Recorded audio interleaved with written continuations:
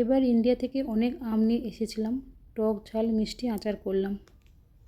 প্রথমে আমগুলো ছোটো ছোটো করে কেটে লবণ হলুদ মাখিয়ে রোদে 4-5 ঘন্টা রেখে দিয়েছিলাম। এবার আমি একটা মশলা তৈরি করব। ধনে, জিরে, মৌরি, মেথি, শুকনো লঙ্কা, রাঁধুনি হালকা গরম করে নিয়েছি। ঠান্ডা হলে গুঁড়ো করে নেব, মিহি করে গুঁড়ো করার দরকার নেই। কড়াই গরম করে সর্ষের তেল দিয়ে 5 ফোড়ন দেব, তারপরে লবণ, হলুদ আর লঙ্কা গুঁড়ো দিয়ে 10 মিনিট নাড়াচাড়া করব।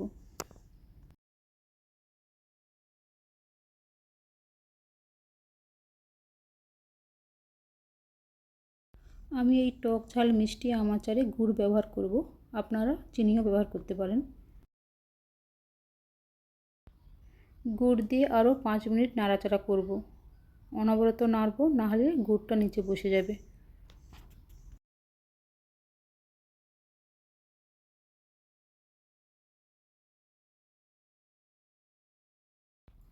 এবার গুঁড়ো মশলা দিয়ে আরও 5 মিনিট নাড়াচাড়া করে ভিনেগার দিয়ে নামিয়ে নেব। তৈরি হয়ে গেল টক ঝাল মিষ্টি কাঁচা আমের আচার। ঠান্ডা হলে কাঁচের জারে ভরে রেখে দেব। ভাত, রুটি, লুচি বা এমনি মুখেও খেতে খুব ভালো লাগবে।